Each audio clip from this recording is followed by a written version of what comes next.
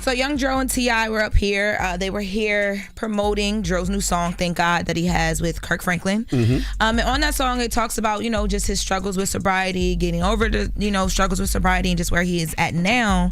And during the conversation about sobriety, when he was in here talking to us, there was an incident that went down with one of his homeboys that was in here, a comedian out of Atlanta named K-Dub. Let's take a listen to it. He's telling the truth. Like, but it was more than that. It was actually I overdosed.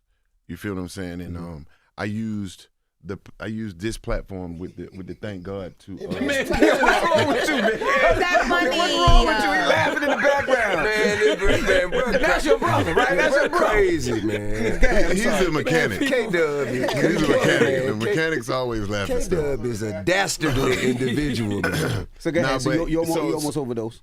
Yo, I did. No. You know what I mean? And all of these things happened. The overdose. My daughter was on drugs. And, career-wise, I wasn't where I wanted to be. What is this? What's up with your man? Hey, you finna get slapped. Man. I mean, we cool, but I slapped the shit out you by laughing. Oh, man. I'm just telling you, we cool. You ain't gonna slap me now. What you want to do? Hey, you ain't gonna slap me. What you want to do? You gonna hurt yourself? Yeah. Don't let him take you out of your Right. Sober Dro. Come on, man. Yeah, I'm here for Bankhead, though. Like, Hey, listen. Hey, listen. Hey, both of y'all. All y'all. Everybody came in this motherfucker with me. Hey, look. Everybody came in the motherfucker with me. Hey, look. Everybody came in the motherfucker with me. Hey, look. Remember who you came in and remember what we doing here, man. Come on, man. Let's get this shit together, bro. All right? Now, K-Dub did respond to one of the comments. K-Dub is the guy that you hear. Comedian. He's the a comedian. comedian that you hear Dro going back and forth with before T.I. and T.I.'s manager KP intervened and try and calm it down. And someone basically commented and said that it was foul for him to be laughing at the fact that Dro was talking about his daughter who was going through her own battle with drugs. And K-Dub said, I wasn't laughing at his daughter. I was still laughing at something that was said earlier. So he wanted to clear that up. But, I think in the moment, being here in the room, I could kind of feel that Dro it's new for him to be loudly talking about all of this stuff. So I think in the moment, he just, he felt kind of it's not something he was yelling at the top of the mountains about, and he talked about that, like kind of being ashamed of it. So I think the jokey jokes, even the laughing at something prior to, after, whatever, it got to him a bit. I think we all were a little bit like, whoa, okay, what's so funny? And then all that happened. So that's one of my worst fears, laughing at something in my head when somebody's discussing something serious. Yeah, that's why you got to really pay attention to the conversation. But I mean, that was just a little friendly kerfuffle. You know what I mean? Like you heard what Dro said. Dro said we cool. Yes. But I'll smack it out you. So he was just setting the boundaries with his friend. That's all. He did, and he later apologized for that. He did. During the interview. He did apologize, and they left with each other. They didn't fight or anything like that. Yes, they brothers. Absolutely. We have the apology too. Later in the interview, Dro just on his own was like, I want to apologize. So let's take a listen to Dro. Right. Absolutely. hey man, I want to apologize to my friend. I got beside myself. I shouldn't have took feelings to that. You know what I'm saying? That's my dude right there, man. You know what I'm saying? I ain't finna be slapping no goddamn body.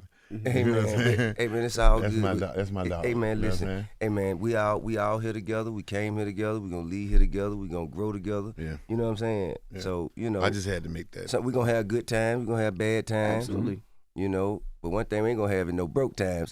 Never again. You that? No sir. You know, Dro is sharing things that he's never shared before, and you know, when you're on your healing journey, it's very, very, very tender, and it might be easy to get in the booth and express it through song, but when you're sitting down in interviews and you got to have actual conversations about things that you know you've gone through, like Dro has gone through. Not only does it re-trigger you and re-traumatize you, I can see why it would set him off a little bit if he heard somebody laughing in the background, even if it's his homeboy. Oh, of course. For sure. And when we talk about what he's been through in the interview, if you guys have not watched it or listened to it in full, please make sure you go and listen. He talks about overdosing 3 times. Right. And one of those times, Damani, T.I.'s son, is actually the person who found him and basically saved his life. He performed CPR. Let's take a listen to that. And you know what I'm saying? They said if the money hadn't... Yeah, the money was actually... My nephew actually... Wow. He did the CPR. That's God. Talk about a family affair.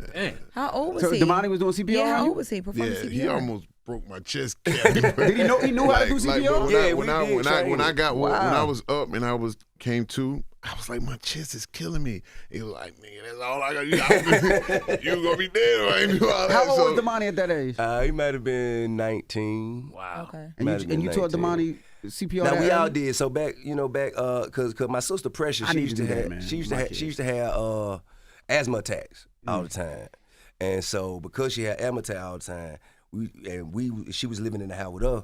We never didn't want one of the kids. Actually, somebody did walk in while she was having an asthma attack and didn't know what to do, and that what prompted us to get everybody some CPR training. Wow. I don't know if everybody remember it, you know what I'm saying, but obviously he did. Yeah, to say I'm covered is an understatement. I have something to do. Yeah, it's a purpose. It's something I have. That's to how I do. feel too, bro. I feel like, you know what I'm saying, it's a purpose. God got me here because I could. Man, you remember that shootout we was in? Yeah. Hey, bro, listen to me. That's crazy because I've been talking about that for a while, and that's the reason I wanted to know because I'm like, how did Damani know CPR? Like, there has to be a reason. I don't know CPR. I'm sure Charlamagne doesn't. Do you know CPR? I was a Boy, flight speak for attendant. yourself. So. You know CPR? Okay. No, just because you I put don't your know mouth the on other last- people's mouths doesn't make it CPR. I knew you was gonna say that. You want to do mouth to penis resuscitation? That's what Envy would do. Envy, if I passed out in that He studio, said Envy going mouth right to below mouth. my belt. He said Envy mouth gonna go to right below mouth. my belt. You took it below the belt on your. Whoa. He's up. He's up. What is the trick What is doing going to on? you? Are you over there exploring some things? We can't First see of all, this morning. why would I? Why, he fantasies. started it. You started. I don't know what you doing on that He mic over started- there. That's fantasy. I don't know Jesus. I'm what's over here. happening? I'm over here about to talk about really, learning CPR. Hey, Mrs. You shut over there up. out of breath. That's what you is. You need to relax. I've done CPR on the fake dummy thing before. I don't know why, and I don't remember when though. But I remember, learning how to do it. Yeah, I don't know. I know a little something. I gotta have my whole family learn just in case something happens when I'm not home or something happens to me with your kids. And T.I. was right. The fact that his whole family knows is a great thing. Yeah, I need to touch up on it. It's been a while. Yeah. Well, I do want to say, though, Dro was getting an outpouring of love as he should online. Monica's posted, "We are all proud of you for sharing your story and your sobriety with the world in hopes of saving lives. You have always been a talented force. Many can't see you. Many can't see you, but that..." Oh, okay. Sorry, y'all. She's talking left about out- rap. Like, many can't see him as an artist is what she's trying to say. She left an S off of that, so that confused me. Many can't see you, but that's another conversation. Just know the home team is proud. So, we all are, really proud of Dro. And as we were saying in the interview, he's here for a reason still. So make sure y'all take a listen to the song, check out the interview. And yeah, the moment happened, but everything's all good. He just turning his trial into a testimony, 100%. man. That's it. That's all it is. He's turning his trial into a testimony. And that's the beautiful thing of that moment, right? Even though that moment, people like the drama of it all.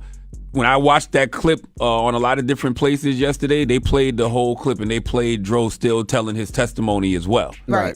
So even though you might have tuned in because you knew it was some drama, you still got to hear Dro's testimony. So That's right. That's how God works. All right. Well, Amen. that is Jess with the Mess with Lauren LaRosa. Now, when we come back, we got front page news. Morgan will be back, and then Ricky Smiley will be joining us. So don't go anywhere. It's the Breakfast Club. Good morning. Wake that ass up. Early in the morning. The Breakfast Club.